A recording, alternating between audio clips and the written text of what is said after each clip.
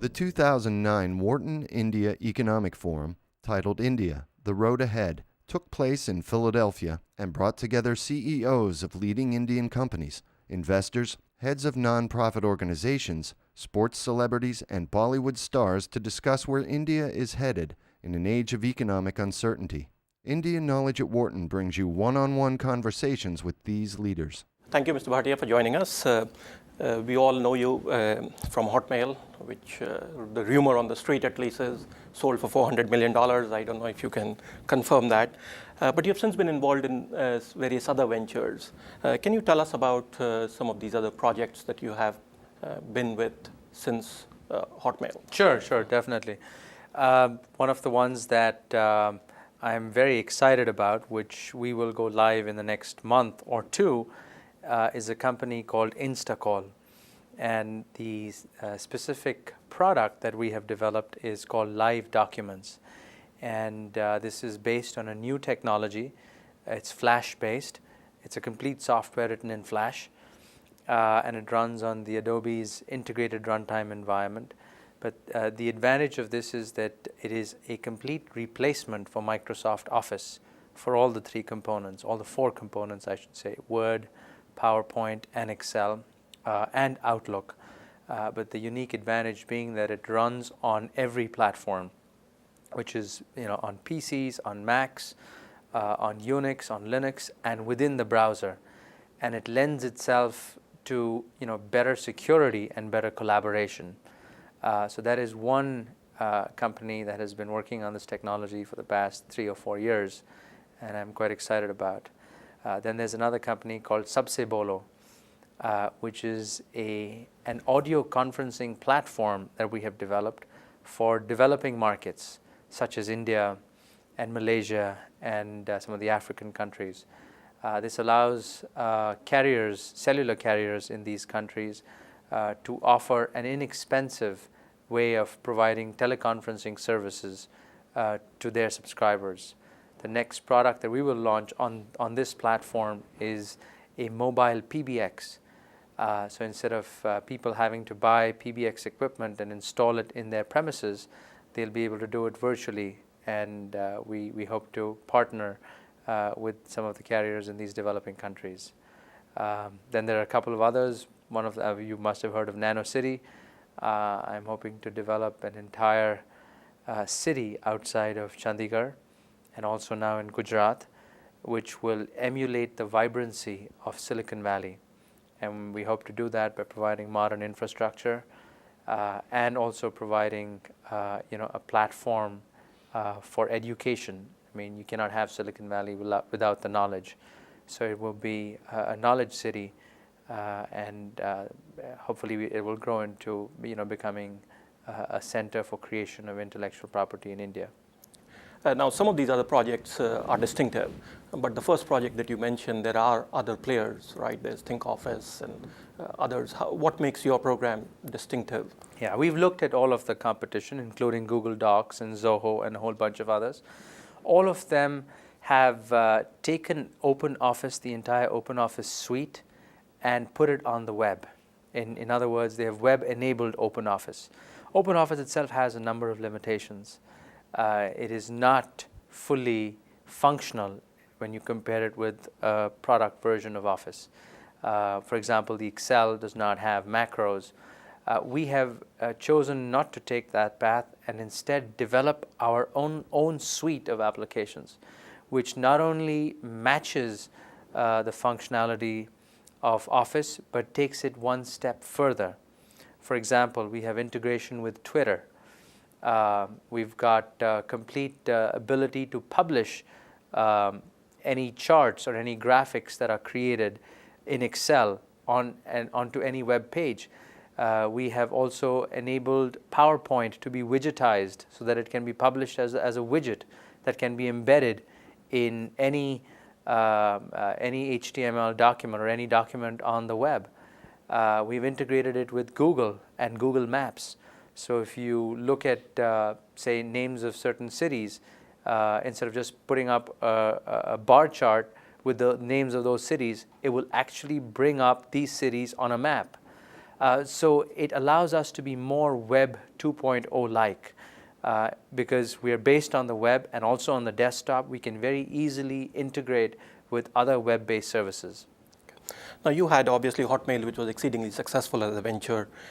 We are also entering a period, as you know, economically, which on the internet side, at least, we had experienced at the time that you had launched your Arzu venture, which was buffeted by the dot-com crash, in a sense. Can you tell us what lessons we can learn from, I guess, the dot-com crash that may be relevant to us in terms of what's happening now? Yeah, it's a very pertinent question, and it's very relevant one as well. I've really personally learned from going through the dot-com crash personally, and I think one of the things that we have adhered to ever since then with all of my companies is to keep our costs low. And luckily, we are developing products that are substantially lower priced with the same level of functionality or even greater. So we think actually we are uniquely poised, well poised for this downturn, because every company today is looking to cut costs. And rather than creating new products that would require companies to change, to alter their way of operating, all of these companies that I have mentioned to you do the same thing at much lower costs. For example, take a look at Subsibolo.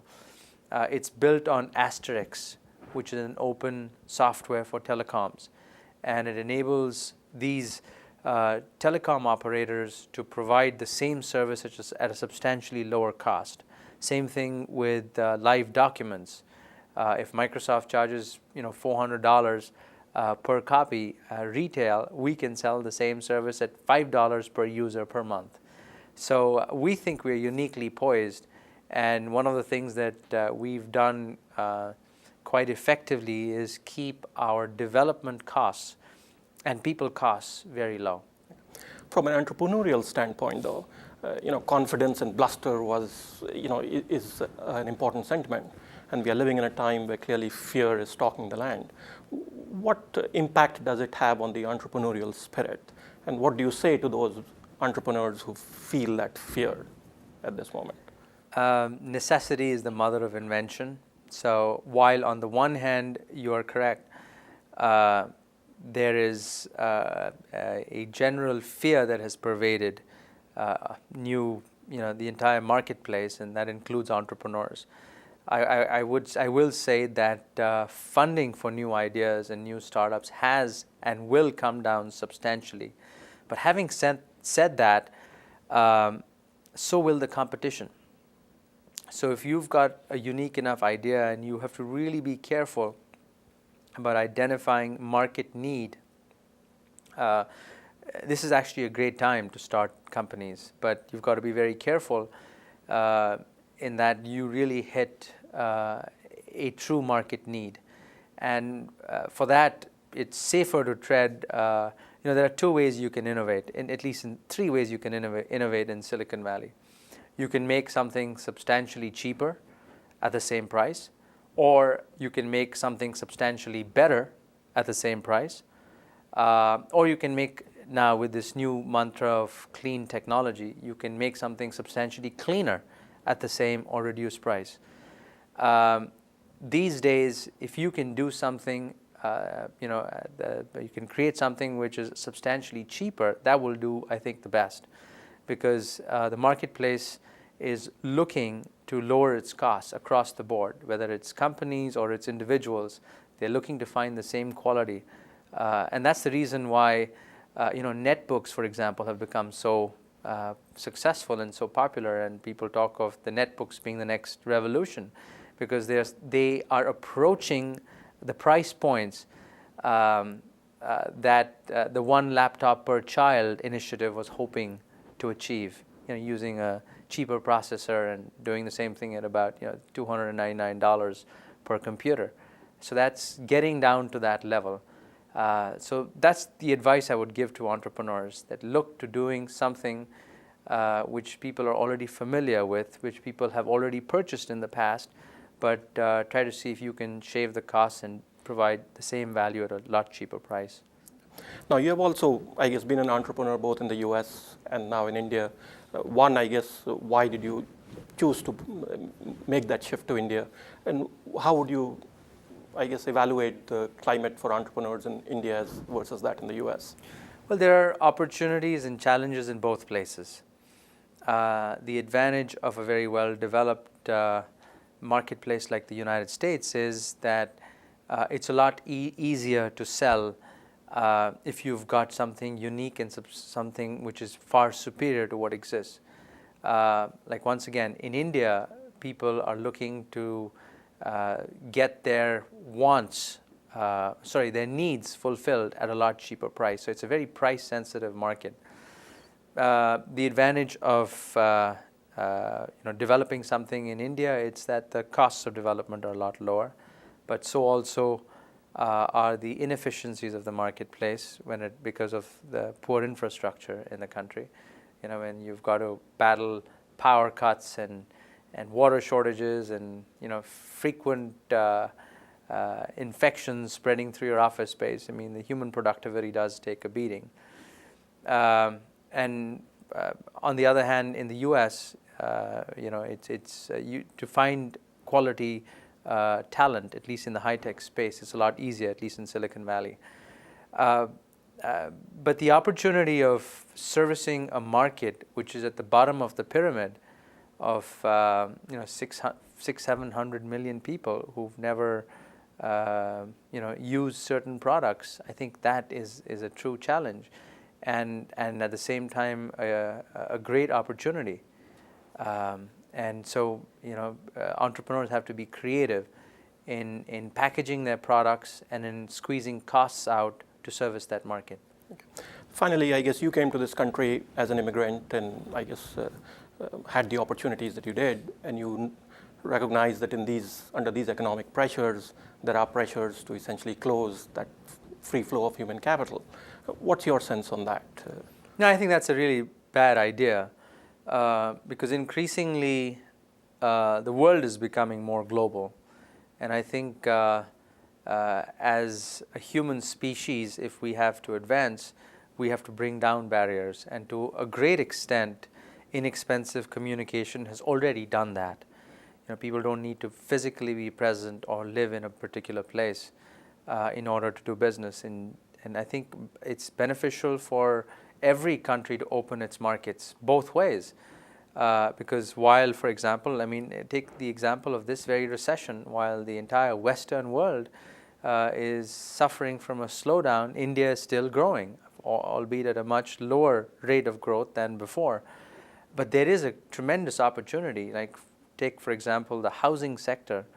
In India, 40 million new homes need to be built of course, these have to be low-cost homes because 200 million people live in huts and don't have access to modern amenities like power and water and modern sewage treatment facilities. Similarly, with cellular phones, Indian cell phone market is growing. Same thing with cars. While there is 2 cars per family in the United States, there is 1 car to, I think, 70 or 80 people in India. So they also offer great markets. So it would be a bad idea for any government or any country to restrict that free flow of trade and information and ideas and experiences across borders. I have learned a lot from India. I've given a lot back to India, and vice versa. I have learned a lot over there that I've deployed over here and taken a lot of ideas from here over there. So I think there has to be a more seamless, flow of both information, ideas, and capital across the world. Thank you, Mr. Bhatia. You're most welcome.